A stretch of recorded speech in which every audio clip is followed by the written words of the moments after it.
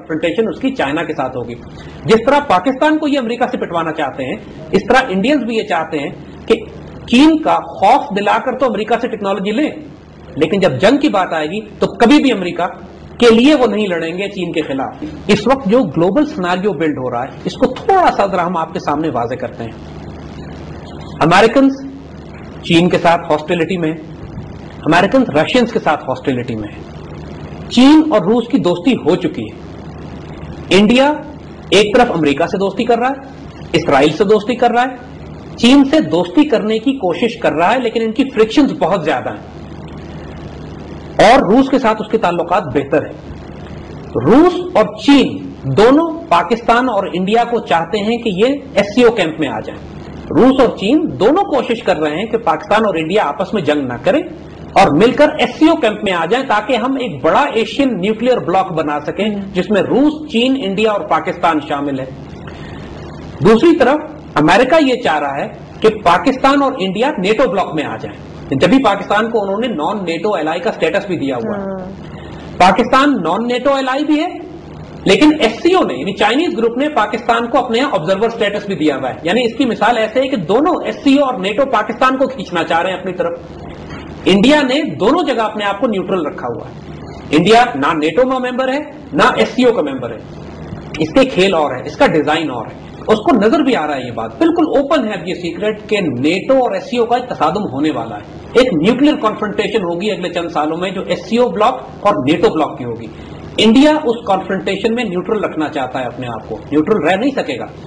अभी इस वक्त इंडिया की स्ट्रैटेजी ये है कि अमेरिकन को कन्विंस करे कि मैं चीन के खिलाफ तुम्हारा साथ दूंगा। टेक्नोलॉजी तो ले रहा है, अमेरिकन उनकी लाइन फॉलो भी करते हैं, लेकिन रुक जाते हैं। कुछ शक भी है उनको, जब भी उनको वो न्यूक्लियर एग्रीमेंट अभी थ्रू नहीं हो रहा है। जैसे इंडिया का एक बहुत बड़ा nuclear agreement, high technology nuclear technology American ने इंडिया को देनी है, लेकिन आपस में इनकी फसाद चल रहा है, अभी तक इस पर राजी नहीं हो पा रहे।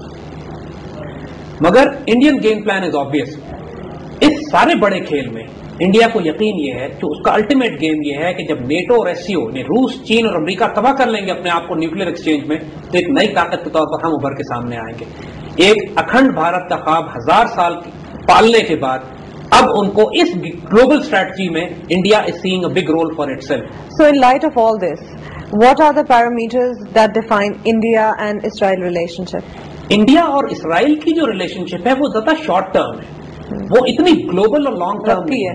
लॉन्ग टर्म नहीं है, क्योंकि देखिए जो बात हमने कही, इंडिया इसराइल को इस्तेमाल करके पाकिस्तान के न्यूक्लियर प्रोग्राम को तबाह करवाना चाहता है, दैट्स इट। लेकिन जो इसराइल के बाकी ऑब्जेक्टिव्स हैं मुस्लिम दुनिया में, इंडिया जरूरी नहीं कि उस पर उनके साथ हो। So you say it doesn't have a long-term use for this friendship? ये फ्रेंडशिप इस वक्त जो जायनिस्ट, हिंदू जायनिस्ट में और ज्यूइश जायनिस्ट में बनी हुई है पाकिस्तान के खिलाफ, उसका लिमिटेड ऑब्जेक्टिव ये है कि पाकिस्तान को तबाह कर दिया जाए।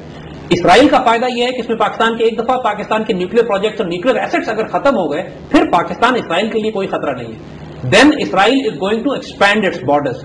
फिर इसराइल की सरहदें फैलना शुरू होंगी। वो सरहदें इस खौफ से नहीं फैला रहा है कि अगर हमने फैलाया तो पाकिस्तानी आके बहुत मारेंगे हमें।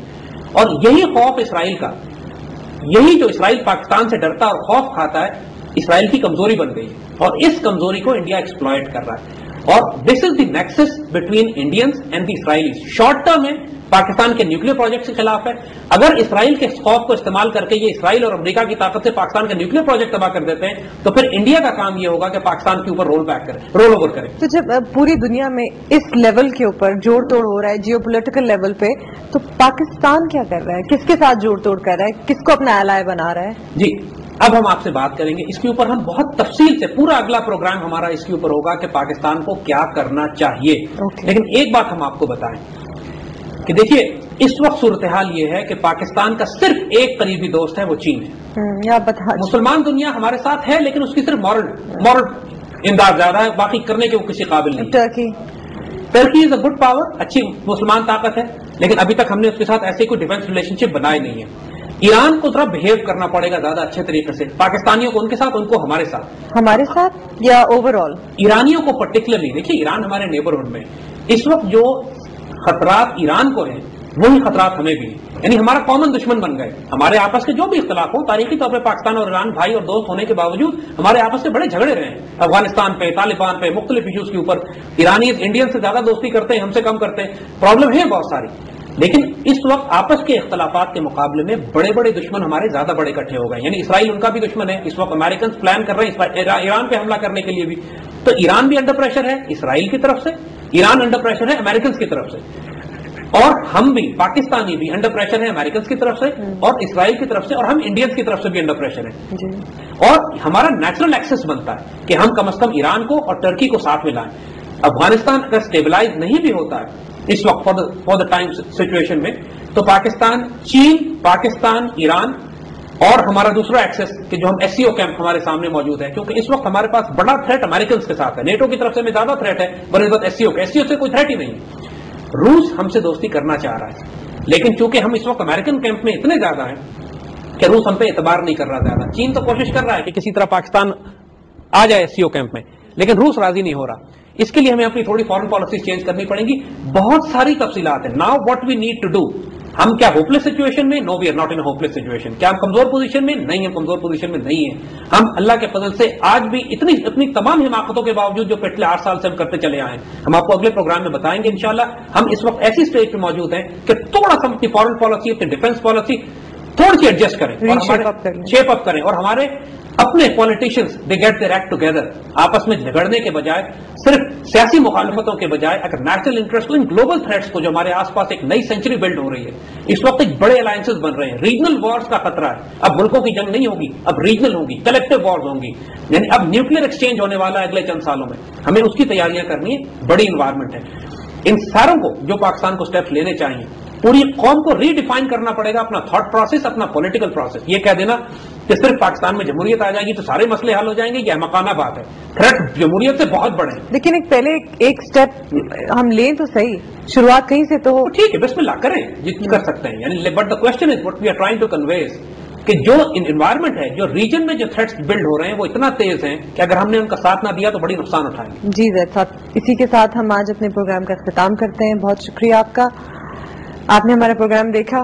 ہر بار کی طرح ہمیں ای میل لکھیے, اپنے سوالات سے آگاہ کیجیے.